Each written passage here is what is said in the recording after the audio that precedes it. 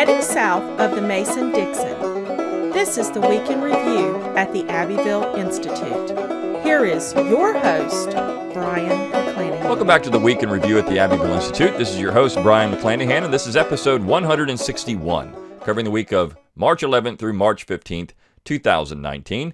Glad to have you back on the program. Very glad to be here. Don't forget to follow us on Twitter at Abbeville Institute, like our Facebook page at Abbeville Institute, and of course, subscribe to our YouTube page at Abbeville Institute. You can also support the Abbeville Institute by going to abbevilleinstitute.org. At the top of the page, you'll see a button that says support. Click on that, and you'll see donor options. You can donate monthly, annually, or a one-time donation. All of that is tax deductible to the full extent of the law, so if you want to help us explore what is true and valuable in the Southern tradition, please consider a donation. While you're there, give us an email address, and we'll give you a free ebook, and you get our daily dose of Dixie Monday through Friday, and a weekly email on Saturday and Sunday, which includes a link to this podcast. You can also support the Institute by going to that same button that says support. You click on that, and you've got a option that allows you to buy apparel. So it says shop, click on that, and you'll go out and you'll see all of our Abbeville Institute apparel. It is a wonderful collection of materials. You got t-shirts, polo shirts, hats, golf towels, all kinds of cool stuff, fleece. So it's really worth your time to go out and get that. Again, embroidered material, so it's not screen printed. It is high quality. It will last. And of course, you've got our logo then on the stuff you've got on your body. So people will ask you about it. Hey, what is that Abbeville Institute thing? And you can tell them. So it's a way to advertise the Institute and also support the Institute. We get a few pennies from the purchases. And of course, always remember that we have conferences and other materials, other programs. We do have a summer school coming up in July. Details are forthcoming, but if you want to make plans, the summer school will be at Seabrook Island, South Carolina, and it will be the week of July 21st through 26th. So the topic's going to be the New South and Reconstruction, more focusing on the New South. So you're going to want to get to that. If you know a student that wants to go, you know somebody that's interested in Southern tradition, have them start thinking about the summer school. We do want students who are advanced high school, college, or college undergraduate or graduate students. And we always have a number of great students. So this is really for the students, but we also open it to the public as well. So be thinking about the summer school, July 21st through July 26, 2019, Seabrook Island, South Carolina. Again, details are forthcoming. We'll probably have that up on the website by the first part of April. So start making your plans.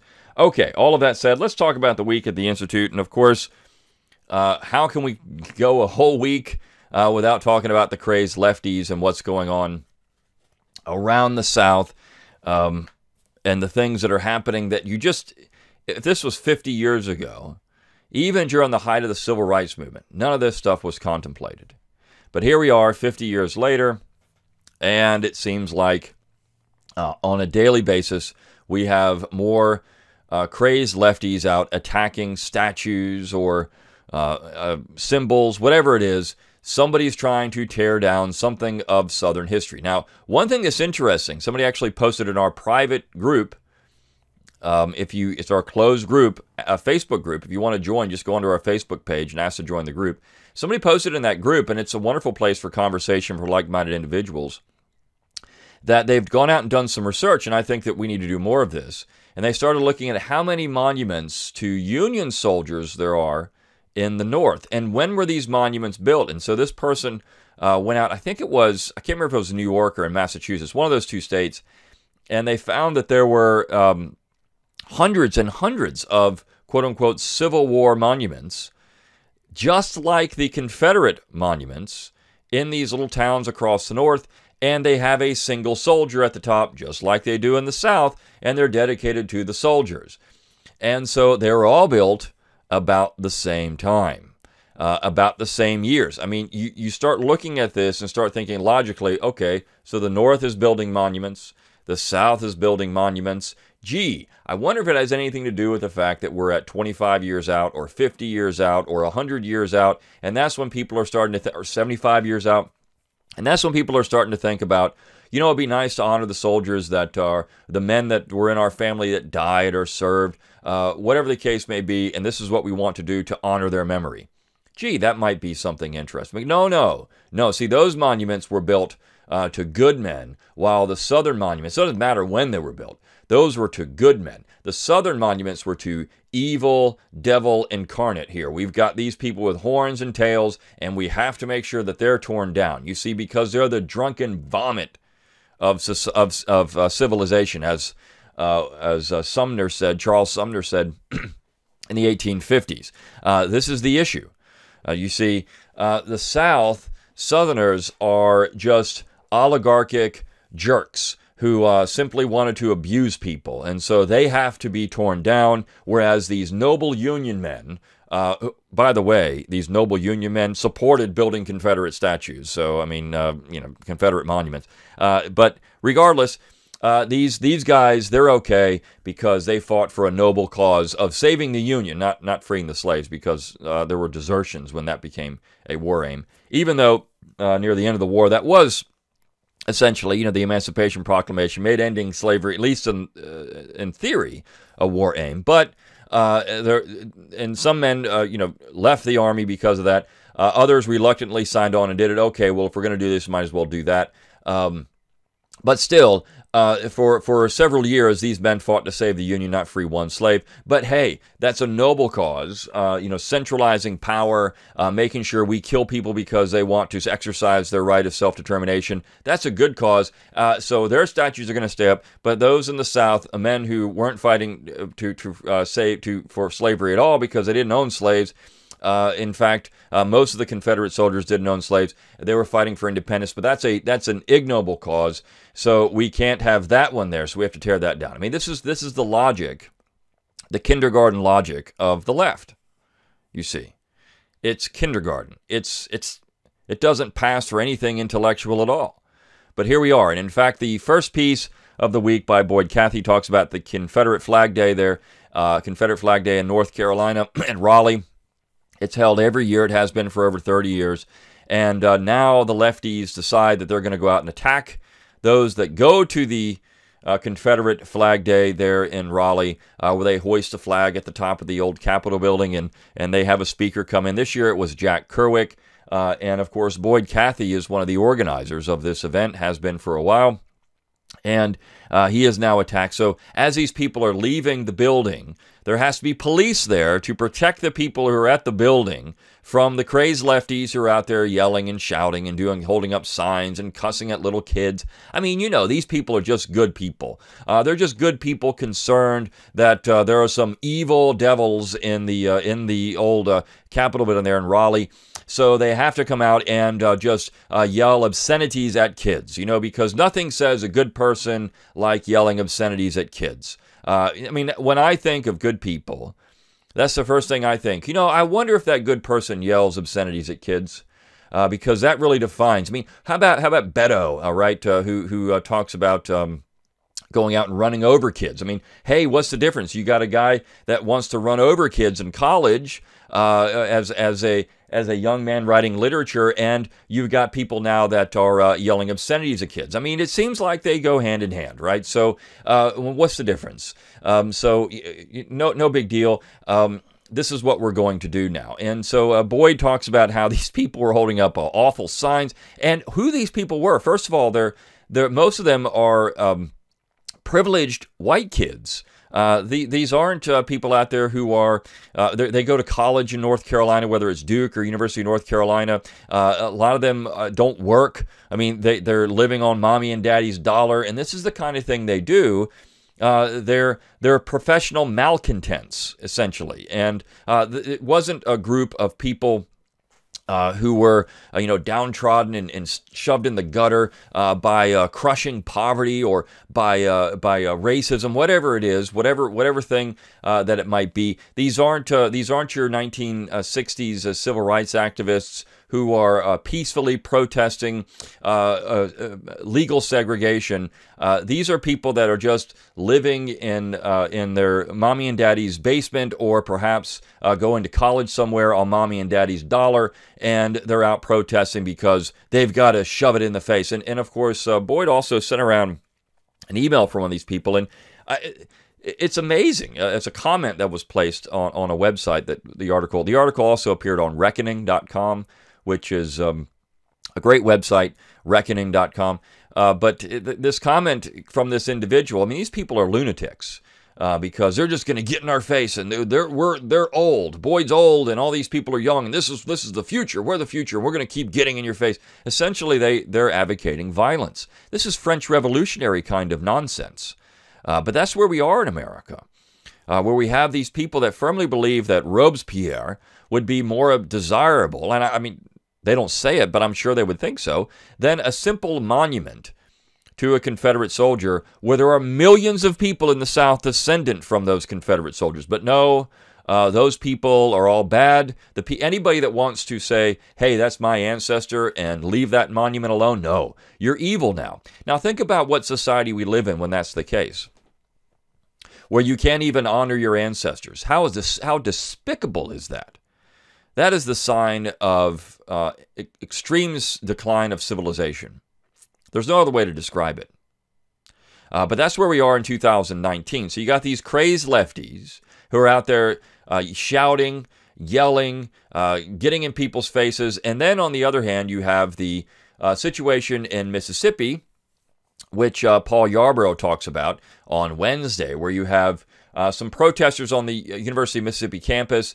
When I say protesters, they weren't really protesters. They were just having a gathering to honor Confederate symbols and monuments. And so the University of Mississippi basketball team, in all of their infinite wisdom, decides they're going to take a knee during the national anthem, which, I mean, look, the national anthem shouldn't be played before every sporting event anyways. But regardless, they're going to take a knee.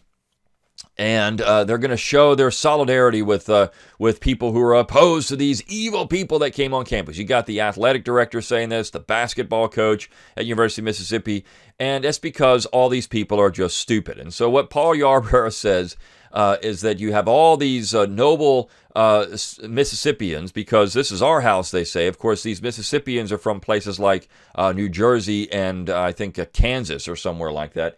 But this is their house in Mississippi, and they're going to show these outsiders who are from Mississippi that they can't protest on their campus. So these Kansans and New Jerseyans and Pennsylvanians, wherever the heck else they're from, are going to show the real residents of Mississippi who have ancestors that fought in Mississippi that Mississippi is theirs. So, right, the carpetbaggers are going to show the real Mississippians that Mississippians don't know Mississippi history. This is how stupid this stuff is getting. And of course, it's just ridiculous. They're going to show these people that show up to honor their ancestors that fought in that war and died in that war, or were wounded in that war, whatever the case may be. That, when you had 75% of the white Southern population fighting in the war, and numbers that would have, if you put them into modern perspective, I mean, you're talking about tens of millions of people that would have been killed in the United States in a war if we looked at the same percentage numbers. And of course, 75% of the population, the number of people that were involved in that war, but all those people are bad. You see, you can't honor people that fought in that war because they were just bad. They're fighting for a bad, and it's not just the left that's saying this. The problem is you've got the neoconservatives saying this. You've got left libertarians saying this. You've got people that are supposedly quote-unquote conservative running around saying that Southerners were traitors, that Southerners were just oligarchic slave mongers, all of these kind of things. Basically, they're just regurgitating the Republican Party slogans of the 1850s. This is the real issue that we have now. It's the Republican Party. It's the grand old stupid party. And the opinion that what they said in the 1850s is law. I mean, they were all just speaking the truth. It's all what it was. This is perfectly accurate stuff. And so that's the slave power thesis. It's just ridiculous. And in fact, it's ahistorical, because real historians understood that the Southern history was much more nuanced than that, and that there was a lot of damaging rhetoric coming out of the North. And that damaging rhetoric was not always 100% accurate. In fact, it was inaccurate most of the time. This is where Thomas Fleming, the late historian, not the Thomas Fleming from Chronicles, wrote a book recently, just before he died. He published a book, and it's probably because he didn't want to publish it when he was in the height of his career, because he knew the backlash. But basically, he blamed the abolitionists, the radical abolitionists, for the war, for their rhetoric. He said, look, they're creating the problem, because they're calling Southerners all kinds of nasty names. And what are the Southerners supposed to do? This didn't happen in the 18th century. There was a balance. Northerners may not have agreed with slavery, and Southerners, of course, were wrestling with it themselves. But as you start leveling up the attacks and ramping up the attacks on this, what are Southerners going to do? You're calling them You're calling them the vomit of civilization. So what are you supposed? How are you supposed to talk to somebody when that's what they're calling you?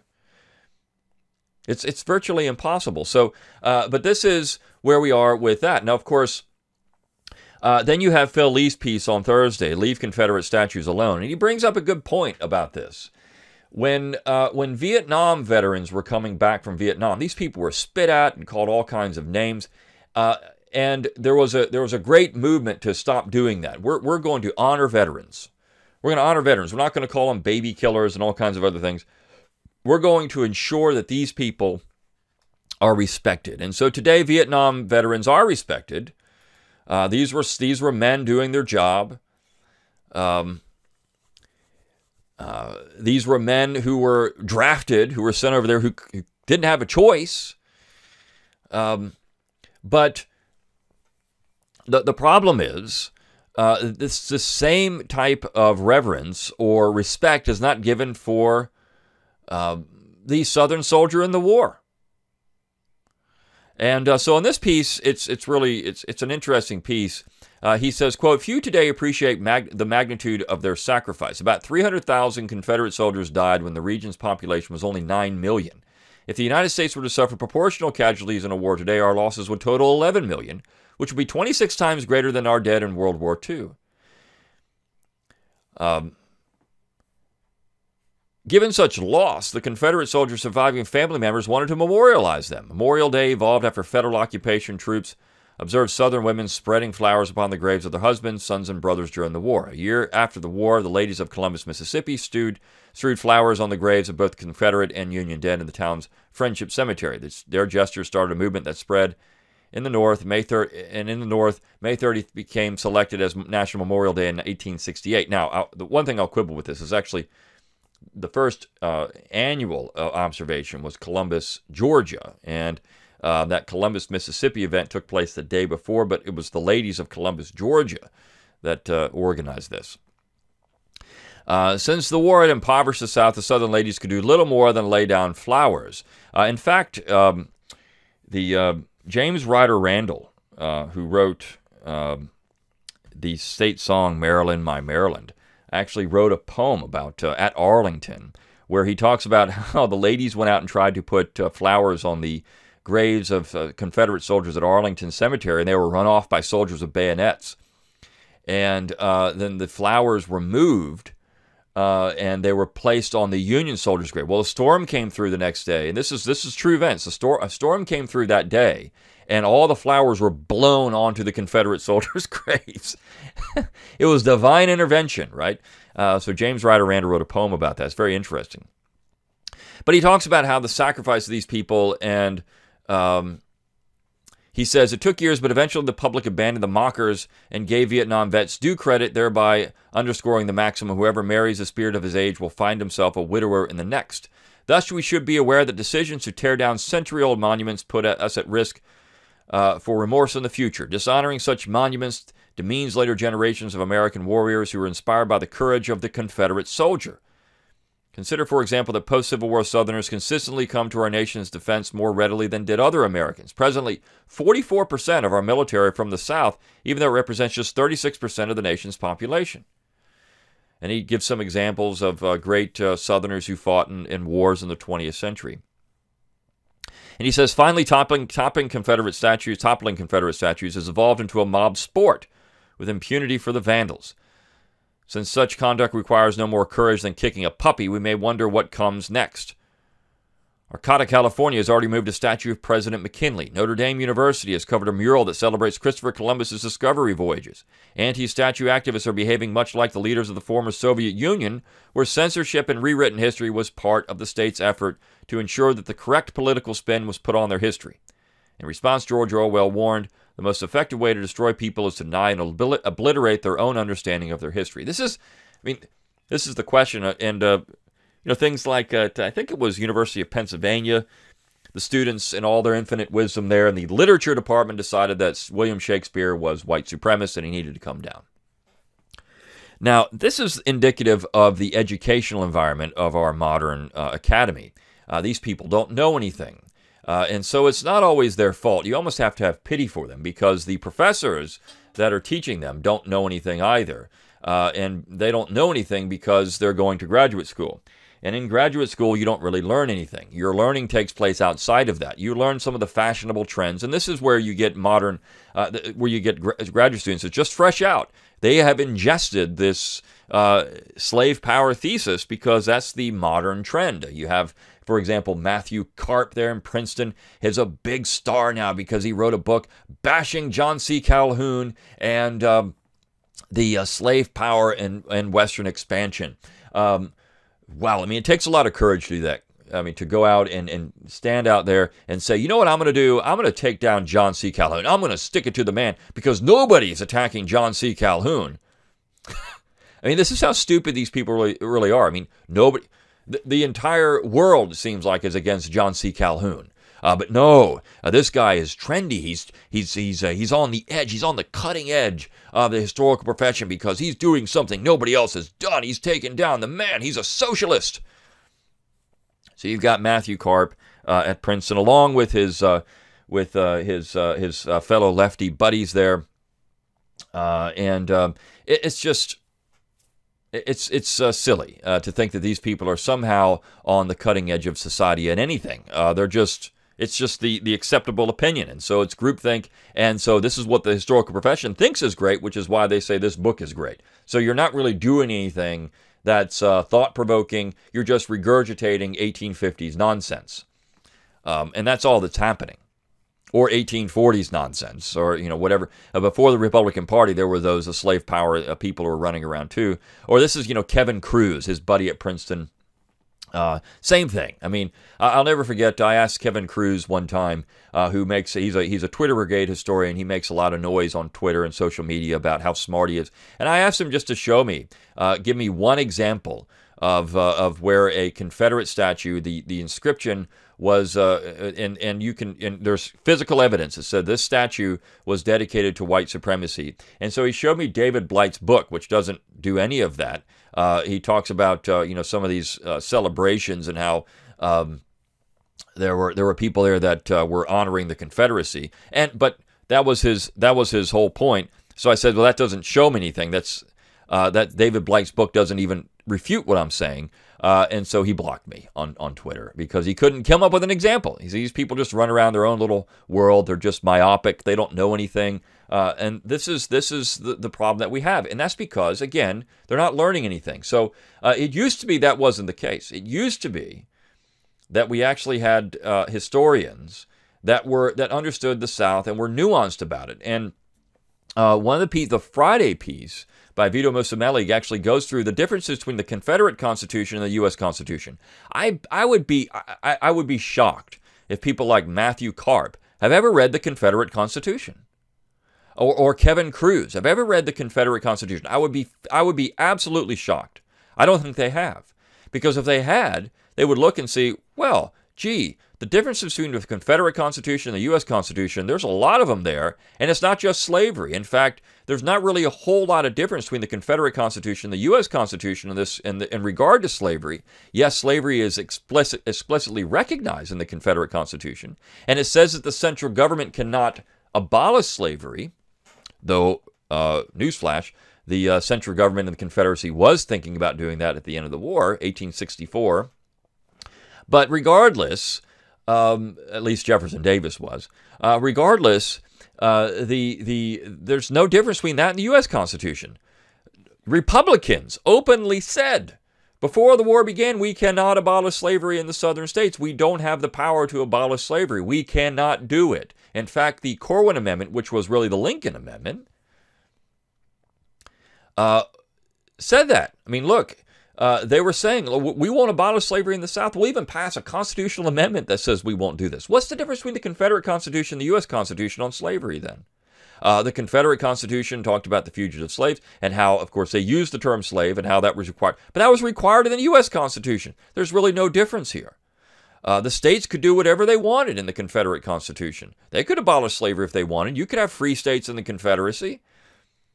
No difference between the U.S. Constitution and Confederate Constitution. But there are differences on things like internal improvements and banking and spending.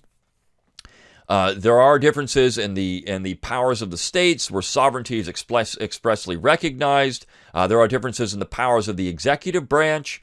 There are major differences, but these differences are not anything. What they show you is that the dispute between the North and the South was much larger than this issue of slavery. In fact, slavery was just part of a larger dispute between the North and the South and went all the way back to the ratification of the Constitution in the 1780s. So here we have a real problem that historians who are in the most prestigious institutions in the United States don't know anything. And of course, because they don't know anything, because all they get is their own little incestuous groupthink, because they don't know anything, we have a situation where the students that they teach don't know anything. And of course, then you have the last piece was a book review by Kirk Wood of the book Many Thousands Gone by Ira Berlin. Ira Berlin, it's a book about the first 2 centuries of slavery in North America. Ira Berlin is a very prominent historian. He taught at the University of Maryland. He was the editor of Freedom, A Documentary History of Emancipation, and he wrote this book about the first 200 years of slavery in America. And what he found was very nuanced. He talks about independent communities and some of the things that slaves. But this is a kind of history that historians used to write. This book was published in 1998. Might as well have been published in 1898. Might as well have been published, 100 years ago. Because it seems like nobody knows this stuff anymore. This is just 20 years ago. People were actually still writing nuanced histories of the South and Southern history. You won't find this anymore. I mean, it was just 20 years ago that you had Eugene Genovese writing histories. Of course, he's dead now. But Eugene Genovese would be completely out of fashion nowadays because he wrote nuanced histories. He wrote Roll, Jordan, Roll, which was a nuanced history of slavery in the South. He actually took seriously Southerners and considered them to be smart people when he wrote The Mind of the Master Class.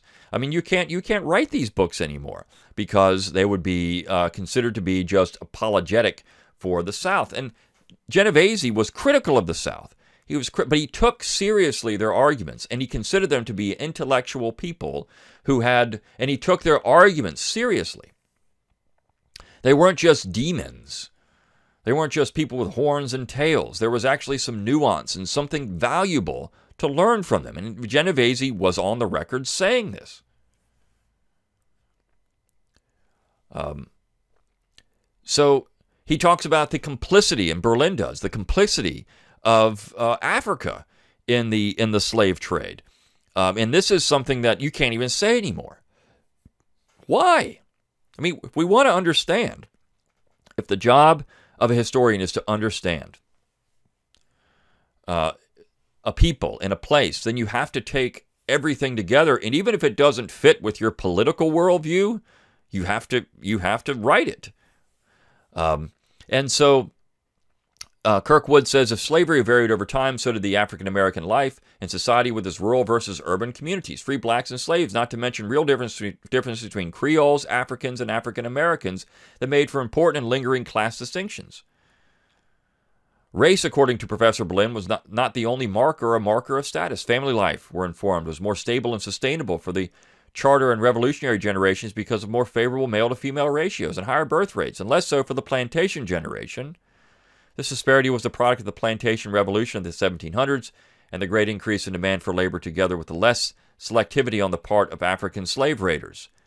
And here began the infamous Middle Passage, of which North America was only a marginal participant, a point that Berlin does not make explicit. So we have a nuanced study of history and of this period. But again, if you put this book in front of these SJWs who are shouting profanities at kids in North Carolina, they wouldn't know what to do with it. or the idiots who are kneeling at a basketball game in Mississippi, they wouldn't know what to do with it. They wouldn't know how to deal with this because it wouldn't fit their worldview. And so that would be problematic for them. But that's where we are in 2019. This is why it's imperative that you support the Abbeville Institute and organizations like this, because we're the only ones, it seems like anymore, who are out doing these type of things and making this clear to people that there is something valuable about the South. There's something valuable about the Southern tradition. We need to honor that. We need to remember it. Every tradition has its, as I've said before, is a rose. Every tradition is a rose. It's a beautiful flower, and it has its thorns. But there's something valuable about saving the bush, right? The rose bush. It's got the beautiful flowers. The thorns we can deal with. It's not, you don't want to prick yourself on those thorns. You don't want to grab it and just say, we're going to accept this whole cloth.